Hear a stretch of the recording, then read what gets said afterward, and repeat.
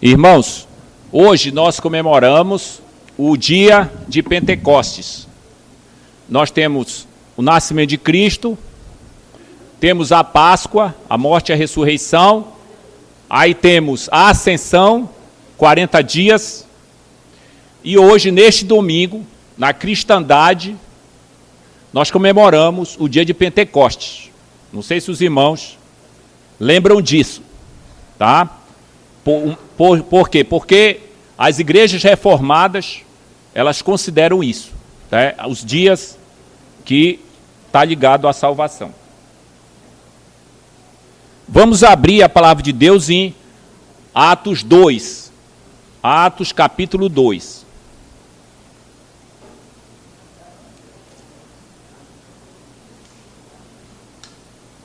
Atos capítulo 2, nós falamos sobre a ascensão e agora nós vamos falar sobre o evento de Pentecostes. Eu vou ler aqui de 1 a 13. Ao cumprir-se o dia de Pentecostes, estavam todos reunidos no mesmo lugar. De repente veio do céu um som como de um vento impetuoso e encheu toda a casa onde estavam assentados. E apareceram distribuídas entre eles línguas como de fogo, e pousou uma sobre cada um deles. Todos ficaram cheios do Espírito Santo e passaram a falar em outras línguas, segundo o Espírito lhes concedia que falassem. Ora, estavam habitando em Jerusalém judeus, homens piedosos, vindos de todas as nações debaixo do céu. Quando, pois, se fez ouvir aquela voz, afluiu a multidão, que se possuiu de perplexidade, porquanto cada um os ouvia falar na sua própria língua. Estavam, pois, atônitos e se admiravam, dizendo: Vede, não são porventura galileus todos esses que aí estão falando? E como os ouvimos falar em cada um de nossa própria língua materna?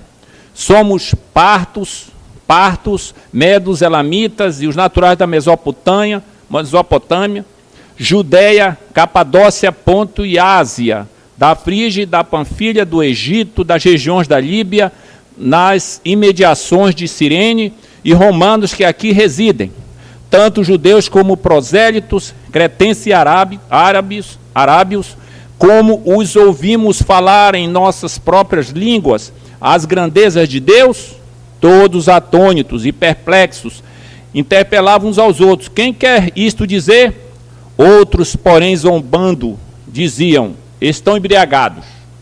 Amém. Vamos orar. Grande Deus, nós te louvamos, porque tu cumpriste a missão de ser o nosso Redentor, de cumprir a obra do Senhor Deus preparado antes da fundação do mundo. E, ao mesmo tempo, através do Espírito Santo, tu trouxeste salvação para ser aplicada ao nosso coração. E que nós possamos, Pai, conhecer sobre o Senhor nesta nova fase da igreja que começou ali. Pedimos a tua bênção e que nós possamos ser edificados e que o Senhor seja glorificado. Em nome de Cristo, amém. Irmãos, o evento de Pentecostes. John Stott, que foi um teólogo, um dos maiores teólogos do século XX, John Stott disse o seguinte, num dos seus livros: sem o Espírito Santo, o discipulado cristão seria inconcebível e impossível. Não pode haver vida sem o doador da vida, nem entendimento sem o Espírito da verdade, nem comunhão sem a unidade do Espírito, nem caráter semelhante a Cristo sem o seu fruto, nem testemunho efetivo sem o seu poder, assim como um corpo sem respiração é um cadáver. A igreja sem o Espírito Santo é morta. Então são palavras condensadas sobre a importância do Espírito Santo. O Pentecoste é um importante período de transição, tá? Do trabalho do Senhor Jesus, que ele fez aqui quando veio, na sua carne, e ele foi feito uma transição para um trabalho através do Espírito Santo. Por quê? Porque a igreja crê na Trindade. Então a ideia é que Jesus foi que morreu na cruz. Não foi o Deus Pai nem o Deus Filho, o Deus Espírito, mas Jesus morreu na cruz.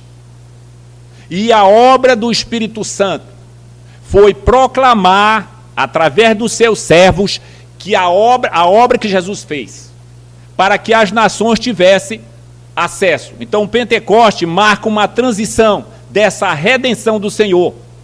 O capítulo 1 de Atos, nós já falamos, o capítulo 1 de Atos, Jesus disse que os discípulos estavam esperando. Eles deveriam esperar para que o Espírito Santo descesse. Em Lucas, no final de Lucas 24, a ideia ali era que as pessoas, os discípulos ficassem ali, esperassem aquele dia para que eles pudessem ser enchidos do Espírito Santo. Eles eram covardes naquele momento. Eles estavam com medo de enfrentar os problemas. Eles estavam com medo de morrer. Eles poderiam morrer, eles estavam com medo. E Jesus sabia disso. E ele pediu que eles esperassem para que o Espírito Santo descesse e desse poder para eles falarem de Cristo, para eles morrerem também. Então o poder que o Espírito ia dar força e graça para eles falarem de Cristo e para eles terem coragem para morrer. Por quê? Porque o Evangelho é feito com sangue. O sangue do nosso Mestre e o sangue dos seus apóstolos e dos seus servos na história. Não pense que não pagaram com sangue esses irmãos. Eles pagaram, mas eles tiveram a graça do Espírito Santo para fazer, para levar o Evangelho. Então aqui nós temos a inauguração de uma nova fase na graça, no ministério do Senhor Jesus. A vinda do Espírito Santo. Então gostaria de tratar hoje pelo menos 3 coisas. 2 estão no texto e outra de maneira mais geral. O evento, de 1 a 4, a resposta ao Pentecoste, de 5 a 13, e o significado do Pentecoste. Então, um evento, dia de Pentecoste, era uma festa, 50ª, né? Ou a festa das semanas, era a festa da colheita. Então, aqueles 50 dias, eles comemoravam a colheita do trigo. E era um momento de alegria, porque Deus tinha dado condições de crescer. Tá? Aí você pode dizer, mas hoje nós temos tecnologia, nós temos adubo. Mas se Deus não abençoar, não cresce. O homem anda, o cara planta pela fé. Ele vai trabalhar, usa tecnologia, ele vai jogar e ele espera que cresça. Porque quem faz crescer, quem faz germinar é o Espírito Santo. A Bíblia diz que ele que coloca a vida na terra. Então não pense porque o homem acha que descobriu alguma coisa que ele depende, nós dependemos do Espírito Santo.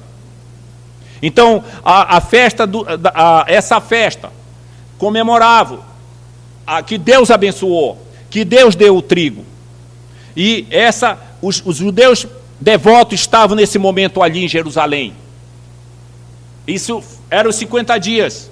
E o Pentecoste é aquele momento, assim como era a colheita, o Pentecoste, Jesus vai descer, o Espírito Santo vai descer para que tenha grande colheita de pessoas para o reino dele.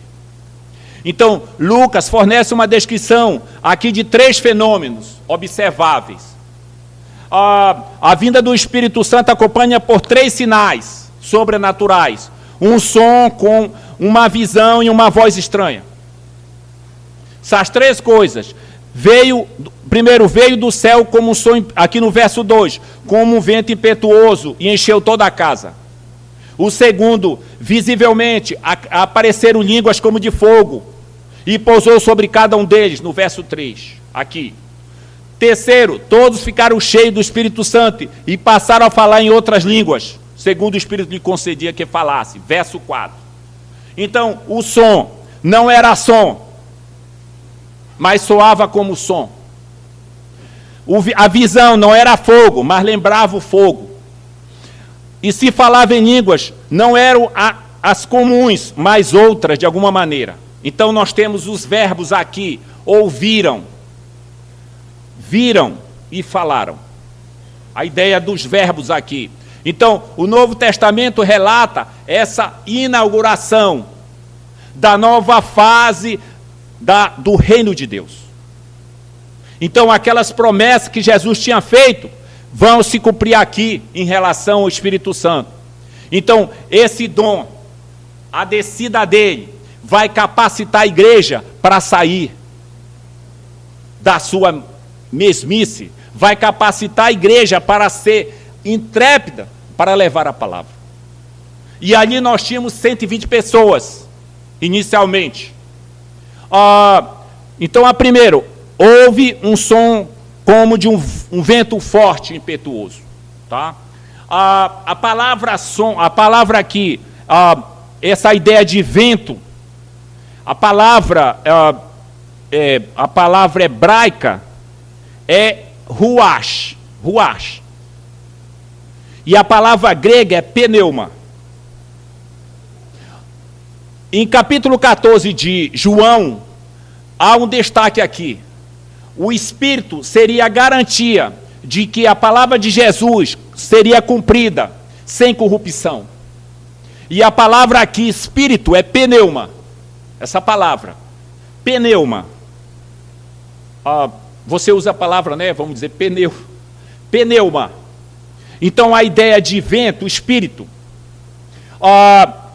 Aqui em João 14, 26, mas o Consolador, o Espírito Santo, a quem o Pai enviará em meu nome, esse vos ensinará todas as coisas e vos fará lembrar de tudo o que eu os tenho dito.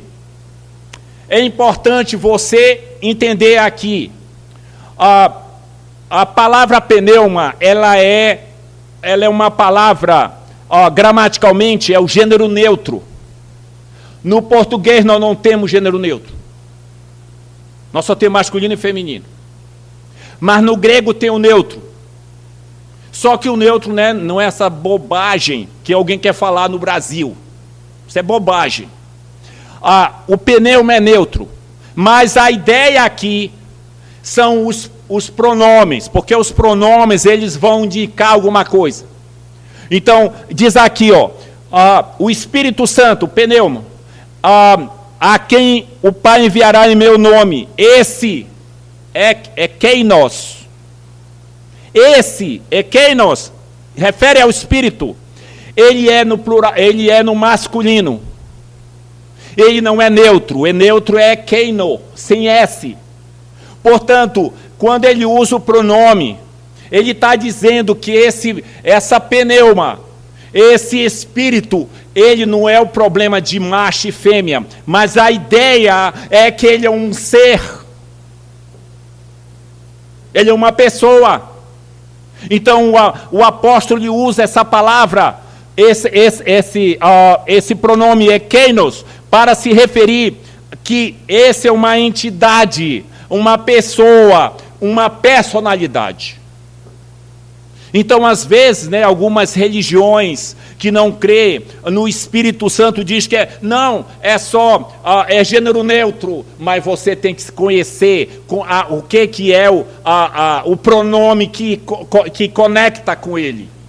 Então, a palavra de Deus fala que o Espírito Santo é uma pessoa, é keinos. E há um paralelo aqui, a Bíblia é uma sequência. Há pessoas que dizem que o Espírito Santo era o Maomé. Quem é do Islã diz que era o Maomé, que o Maomé ia nascer, então ele era o Espírito Santo. Não tem nada a ver. A ideia do Maomé, a ideia do Islã, ela é desconecta de todo o Velho Testamento.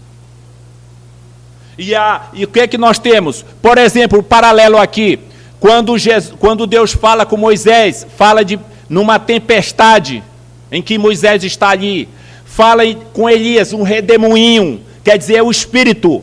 Quando fala com o Espírito lá em Gênesis 1:2, né, o Espírito pairava sobre as águas, Então, com a ideia que há um paralelo que tenha ocorrido no Novo Testamento e tem no Velho Testamento. Então, o Espírito, esse vento, é a ideia do sinal da presença do Senhor. O vento simboliza uma nova criação, está ocorrendo ali, e Deus salva ali 3.000 judeus, que não eram crentes. O Espírito chega ali. O segundo lugar, havia imagem, línguas de fogo, repousando sobre eles. Há um paralelo no Antigo Testamento.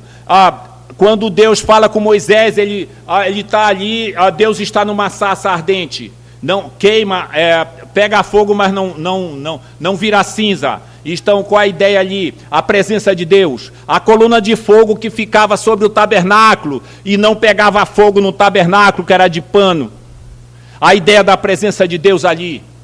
Então, a Bíblia fala que Moisés estava no Monte Sinai ali, e a ideia de uma fumaça, Deus está presente ali, o fogo está pegando ali naquele monte.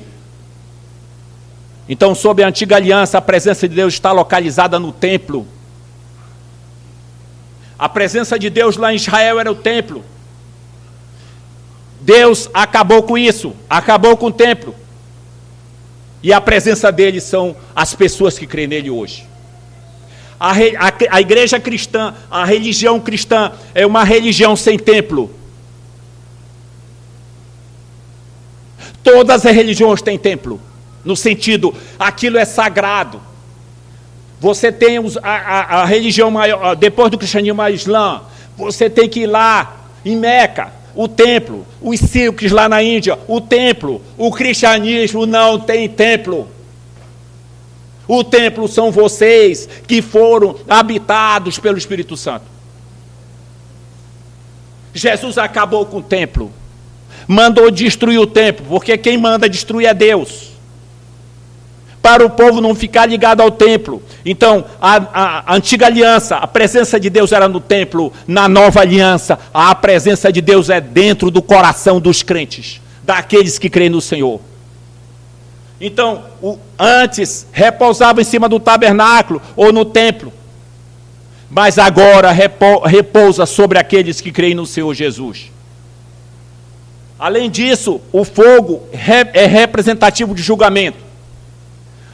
O que descobrimos é que Jesus trouxe, na sua primeira vinda, o julgamento de Deus, que foi absolvido na cruz.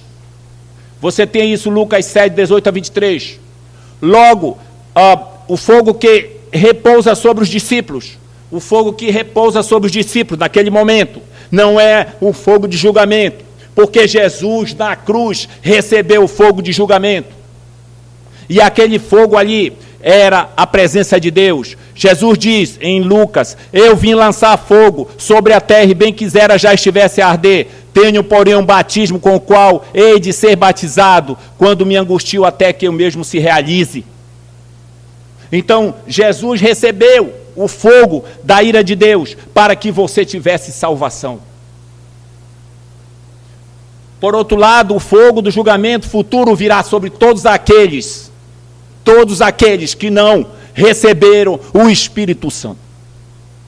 Então, aquele que tem o Espírito Santo, aquele que já crê no Senhor, ele recebeu o Espírito Santo, ele não vai ser julgado para a condenação.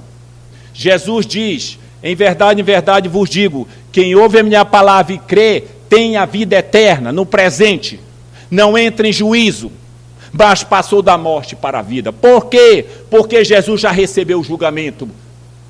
E você não precisa mais receber julgamento, se você crê na morte e na ressurreição de nosso Senhor Jesus. Mais um dos erros do pentecostalismo, qual é? Que eles querem separar Espírito Santo da obra. Como? Quem é que tem que ser visto na igreja? Quem é que tem que ser pregado na igreja? Cristo. Jesus diz que o Espírito Santo vai testificar de mim. Então nós temos que pregar Cristo com o poder do Espírito. Mas às vezes você pode chegar numa igreja: não, aqui nós só adoramos o Espírito Santo. Olha, tem que ler Bíblia. Tem que ler Bíblia. Tem que ler porque está errado. Nós adoramos Deus Trino. Mas nós temos que pregar a salvação. Quem é que traz a salvação? Cristo. Quem é que vai aplicar essa salvação? O Espírito Santo. Quem é que vai convencer o homem do pecado, da justiça e do juízo? O Espírito Santo. Então o Evangelho é um conjunto. Você não pode desconectar. Então a igreja, assim, a igreja que vem lá do século I, ela pregava o Evangelho. E é claro que houve muitos problemas na igreja. Mas o Espírito Santo, ele sempre vai renovar a igreja para que continue pregando o Evangelho. Qual foi a resposta aqui? Todos eram judeus que estavam ali no verso 5. Todos habitavam Jerusalém. Estavam ali para Jerusalém. E eles vieram da dispersão. Esses que estavam lá e que sabiam de coisas, foram para lá por causa do Pentecoste. Eles vieram da dispersão. Então ele cita aqui, os elamitas. Ele cita os da Ásia Menor, Capadócia, Ponto.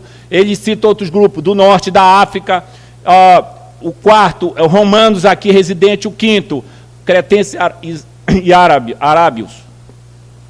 Esse povo estava lá. Era uma quantidade imensa de pessoas. Por quê? Porque depois nós temos a pregação de Pedro e 3.000 pessoas se convertem. E eles disseram aqui, como nós ouvimos falar em nossas próprias línguas as grandezas de Deus. Além disso, sabia que eles eram galileus. E observe, irmão, naquele momento, como é que nós estamos ouvindo no nosso próprio idioma? A ideia é que eles falavam outros idiomas sem ser o hebraico. O hebraico ele era para os intelectuais. Né? Aqueles mais baixos, o aramaico e o grego koiné. Mas eles ouviam no seu próprio idioma. E eles ficaram muito impressionados porque eram galileus. Da Galileia vem alguma coisa que preste? Por quê? Porque os galileus, eles eram chamados de provincianos. Isto é, os galileus, eles não conseguiam pronunciar sons guturais. O hebraico é som gutural, tem muito som gutural. Então, é igual ao alemão, Hank, aqui. Eles não pronunciavam sons guturais.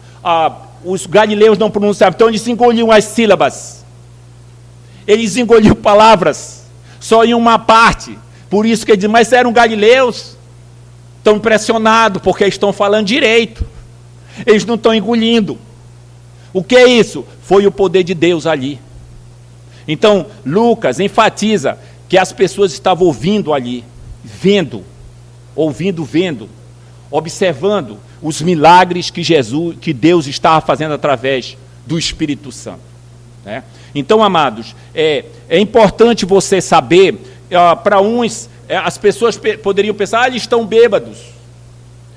Normalmente o judeu, ele era muito rígido, e ele fazia o jejum, e ele não bebia.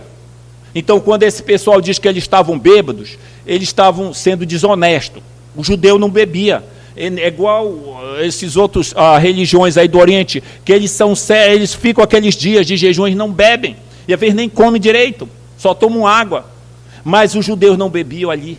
E eles não estavam bêbados. Eles estavam impressionados com que aquilo estava sendo feito. E esse milagre a gente chama de glossolalia. Essa é uma palavra que é um fenômeno de audição e fala. Então eles estavam ouvindo no seu próprio idioma, mas Deus estava trabalhando ali. E a glossolalia no dia de Pentecostes foi uma habilidade sobrenatural para falar em línguas reconhecíveis e estrangeiras. Lembra-se que aquelas línguas eram línguas de idiomas, de etnias. E nós temos um paralelo no Antigo Testamento, a Torre de Babel. Lá houve confusão das línguas, aqui eles ouvem no seu idioma. Eu não sei como é que é isso. Deus fez esse milagre para falar as verdades. E lá na Torre de Babel houve confusão. A Torre de Babel foi a intenção do homem chegar a Deus. E aqui no Pentecoste é Deus chegando ao homem.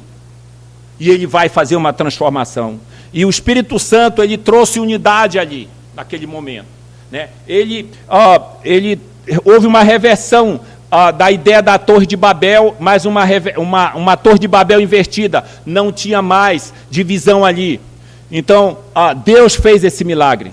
E como diz John Stott, nada poderia ter demonstrado mais claramente do que isso, a natureza multirracial, multinacional, multilíngua no reino de Cristo. Então, falar em línguas, em Atos, permite a declaração de que Deus fez por meio de Jesus na língua nativa de cada ouvinte. Isso levanta uma questão. O falar em línguas no Pentecoste é o mesmo da língua de Coríntios? Porque isso é um tema que divide as igrejas. Nós temos igrejas chamadas pentecostais, que elas dão um valor imenso a línguas estranhas. Em Atos, o falar em línguas é dirigido ao público, ao passo que em Coríntios é dirigido a Deus. Em Atos, o falar em línguas é referido como línguas, enquanto em Corinto é considerado ininteligível. Em Atos, as línguas servem como sinal da presença do Espírito, enquanto em Coríntios serve como propósito de edificação. E aí? No entanto, eu acredito que tudo isso pode ser reconciliado. Quando você pega texto na Bíblia, tem dois textos, e um esclarece, você tem que usar essa ferramenta para entender o outro. Entendeu, irmão? Isso é importante. Onde nós temos a ideia de explicação de língua? Só em Atos 2. Onde nós temos uma explicação. Então, parece razoável interpretar o inexplicado em Corinto. Isto é, a mesma palavra é usada lá, mas os irmãos, acham que é diferente lá. Mas Paulo vai falar que se tiver alguém falando em línguas, que tenha um intérprete. Mas quando você vai numa igreja dos irmãos da Assembleia, todo mundo fala em línguas e não tem nenhum intérprete. Então, Paulo diz, fique calado se não tiver intérprete. Então, se aparecer alguém aqui na igreja, na nossa congregação falando em línguas, eu vou ter que perguntar ao irmão, meu irmão, cadê o intérprete? Não estou entendendo. Entendeu? Para te seguir a Bíblia. Então, amados, o que ocorreu no Pentecoste foi a capacidade de falar em línguas estrangeiras, conhecidas, em vez de alguma experiência angelical ou estática. E em Coríntios. E esses fenômenos estavam ligados aos apóstolos. Aos apóstolos. Se você pegar em Atos, a área miraculosa está sempre ligado à liderança, aos apóstolos. Sempre está ligado a alguém em contato com eles. Nunca é fora. Tá? Por quê? Porque o apostolado acabou. Acabou. Não tem mais apóstolo.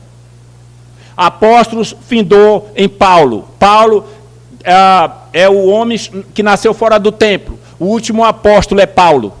Não tem mais apóstolo. Se alguém se alega, se alguém se reconhece como apóstolo, isso é da cabeça dele. Ok? É igual você dizer, eu sou Nabucodonosor. Isso é da tua cabeça. Então, se alguém diz que é apóstolo, isso é da tua cabeça, mano. Porque apóstolo acabou. Não tem mais apóstolo. Esse ministério foi todos aqueles que tiveram contato com Jesus. Mas eu tive contato espiritualmente. Isso não diz nada. O apóstolo Paulo teve contato, houve a manifestação de Cristo para Paulo. O Paulo aprendeu a ideia da ceia, a ideia com Jesus. O Paulo não aprendeu os evangelhos. O Paulo não aprendeu o evangelho com os apóstolos que estavam próximos a Jesus. O Paulo aprendeu o evangelho com Cristo. Por isso, quando ele chega lá, ele sabe, e ele sabe que Paulo sabe o evangelho. E o último apóstolo é Cristo, é Paulo. E as cartas de Paulo são 13, pelo menos, cartas de Paulo. E esses apóstolos modernos, cadê as cartas deles? Cadê a Bíblia deles? Se tu é apóstolo, tem que ter texto. anexar na Bíblia. Ah, tem Apocalipse, tem outro livro ao seu. Não tem, é tudo balela. Outra coisa, a ideia de apóstolo, aqui sem ofender os católicos. A ideia de apóstolo faz parte de uma ideia católica. Dentro do mundo evangélico tem pessoas que eles têm ideia católica, estão dentro da igreja evangélica, mas a ideia deles é católica. Qual é a ideia? É que tem que ter um líder maior, que é um papa. Então aquela ideia está na cabeça, não conseguiu se desligar. Mas aqui, os apóstolos estavam aí. O que significa o Pentecoste? O significado para nós. Sabemos que 3.000 foram batizados. No verso 41, 2:41 fala: depois de terem aceito a palavra com fé penitente, uma vez que eles preencheram os requisitos, Deus deve ter cumprido sua promessa, porque eles creram e foram batizados. Isso leva a alguma conclusão, amados. É importante isso aqui, tá?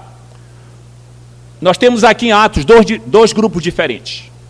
Nós temos os que foram batizados, receberam o dom do Espírito, os 120, que estavam ali, incluindo Maria, estava lá, e os irmãos de Jesus. No início do capítulo, nós temos 120 só que estavam lá. E eles receberam a presença, o batismo do Espírito Santo, que isto é, o dom do Espírito, no dia de Pentecoste. E os 3.000, no fim, os 3.000, parece que os 3.000 não experimentaram esses fenômenos. Não há registro de Lucas aí. Então, se esse momento fosse toda vez que você fosse batizado, que você recebesse o dom do Espírito, tivesse essas manifestações, isso seria normativo para a igreja, normativo, tinha que ocorrer. Mas é interessante que para os 3.000 não ocorre. Não tem vento impetuoso, não tem língua de fogo, não tem comunicação com línguas estranhas. Não tem. Nesses 3.000. Então, não lemos nada disso. Assim, o que eu quero dizer para os irmãos aqui? Que a normativa está nos 3.000. Aquele 120 foi o momento da inauguração. Aquele momento solene da chegada do Espírito Santo. Mas essa chegada não é sempre assim, mas acabou. Assim, é um exemplo pardo, muito fraco. Mas quando um governador vai inaugurar aquela ponte ali, aquela de 3 quilômetros nosso ali, no meio do Rio Negro, quando ele foi inaugurar lá, levou a banda, levou a televisão, levou o pessoal para cantar, aquele momento, quando inteira um ano, ninguém mais faz nada disso. Por quê? Não é mais um momento solene. Então a descida do Espírito Santo para os 120 foi o momento solene da sua chegada. Esses 120 já estavam regenerados. Lembra disso? Já estavam regenerados. E eles receberam o batismo do Espírito somente depois de esperar durante aqueles dias. Eles já eram regenerados, mas eles receberam esse batismo da presença de Deus, da manifestação ali, da inauguração do seu reino ali, a nova fase do seu reino. Então, esses 3.000, eles eram descrentes, porque eles creram, mas eles receberam o perdão dos seus pecados e o dom do Espírito Santo. Então, amados, é importante você entender os dois grupos, 120 e 3.000. Qual é a normativa? Os 3.000. Não tem nenhuma manifestação mais extraordinária naquele momento, porque tiveram naquele momento, nos 120, a chegada do Espírito Santo. Então, esses 3.000 receberam o perdão de pecados, receberam o dom do Espírito Santo. A Bíblia diz: quem não tem o Espírito Santo não é de Cristo. Não é quem fala em línguas. Mas quem não tem o Espírito Santo não é dele. Portanto, nós, como eles, amados, você que crê em Jesus, você recebeu o perdão dos pecados, você recebeu o dom ou o batismo do Espírito ao mesmo tempo. Então a verdade é que o dia de Pentecoste tem algum significado para nós. Em primeiro lugar, este evento foi o último da atividade salvadora de Jesus. O último. O derramamento do Espírito prometido há tempo, depois da sua morte e ressurreição e sua ascensão. Nesse sentido, este dia é o início de uma nova era messiânica, a era do Espírito Santo. As suas bênçãos, no entanto, existem para todos que pertencem a Cristo. Então, Jesus marca ali a sua presença através do Espírito Santo. O segundo significado do Pentecoste foi o cumprimento não só da expectativa geral do Antigo Testamento, da vinda do Espírito, mas também das promessas especiais de Jesus no cenáculo. Então, aquilo que estava lá no Velho Testamento foi completado com a descida do Espírito Santo. Em terceiro, o reavivamento, o primeiro reavivamento, a primeira vez que o Espírito Santo manifestou seu poder sem medida, tão abundante, a um grupo de 3.000 pessoas. Na história, até no Velho Testamento, você só tem essa manifestação do Espírito nesses 3.000 em Atos. Então, foi o reavivamento da sua obra ali. Então, a ideia é que o que é normativo são as pessoas que creem, como Pedro pregando, as pessoas creram e receberam o dom do Espírito, eles receberam o perdão e o Espírito Santo. E esses dois dons foram ainda dados e recebidos ao mesmo tempo pelos 3.000. Então, amados, nós temos que entender que os 120 eles não tiveram logo essa manifestação porque historicamente não podia, só 50 dias depois. Então eles não podiam ter essa manifestação. Mas quando deu 50 dias, eles tiveram a manifestação do Espírito Santo. Em quarto lugar, o Pentecostes significa que as promessas de Jesus são confiáveis. O que Jesus prometeu, que ele daria o Espírito, que o Espírito seria o Consolador depois da sua ascensão ao céu, ele prometeu e cumpriu isso em Jerusalém. Quinto, Jesus havia dito aos seus discípulos que o Espírito Santo viria sobre eles. E Jesus cumpriu isso. Sexto, o Pentecostes significa que Deus quer que os outros saibam que ele fez por eles. Então a descida do Espírito Santo foi para capacitar os servos de Deus para levar a palavra de Deus a outros. Foi esse o objetivo. Então, o Pentecostes cristão, o foco muda agora. Tá? Em vez de, por exemplo, o farol estar ligado ao templo, agora nós, como cristãos, somos os faróis para levar a palavra a todos aqueles que não creem no Senhor. Então, a igreja, ela precisa cumprir esse lado. Você, irmão, aqui, eu não sou pastor, eu não sou missionário, mas você é crente, você já confia em Jesus. Deus quer que você receba dia a dia a graça do Espírito Santo para falar de Cristo para outros. Então, você tem que ser o farol para levar a luz à vida de outros também. Não é só o pastor, não é só o obreiro, não é só o missionário, é toda a igreja que tem que levar a palavra de Deus. Então o Pentecoste ainda significa muito para nós hoje, para a nossa vida, para que nós possamos como igreja levar a palavra de Deus. Nós comemoramos esse dia do Pentecoste hoje, nesse domingo, que é para nós refletirmos sobre a obra de Deus na nossa vida. Então você, amado, não pode ficar apenas eternamente no banco. Isto é, você fica só no banco e você não fala de Cristo para alguém. Você não ajuda na igreja, não contribui na igreja. Deus quer que você seja um discípulo, seja um cristão que dê muitos frutos. Esses frutos são a graça de Deus derramada em você para que você leve a palavra de Deus para outros. Para nós encerrarmos, Mateus 16:14. Ele me glorificará, porque há de receber do que é meu e vou-lo há de anunciar. Glorificar a Cristo, anunciar a sua vontade, é a principal razão da habitação do Espírito Santo em nossa vida. Não é levar você para o céu. A razão não é essa. Isso está dentro do pacote. Mas a razão é que você glorifique a Cristo e a Deus Pai, a Deus Filho e a Deus Espírito Santo aqui hoje, neste mundo. Você está vivo para ser testemunha. Atos 1,18. Mas recebereis poder ao descer sobre vós o Espírito Santo e sereis minhas testemunhas. Então, amados, em toda a nossa diversidade que nós temos, nos reunimos verdadeiramente para celebrar esse dia. Apesar da nossa pele, da nossa cor de pele, apesar das nossas ideias, das nossas ideologias políticas, o que for, Deus quer que você seja a sua testemunha. Não há judeu nem grego, não há escravo nem livre, não há homem nem mulher, porque todos nós somos um em Cristo. Então, amados, você e eu devemos falar de Jesus para outras pessoas.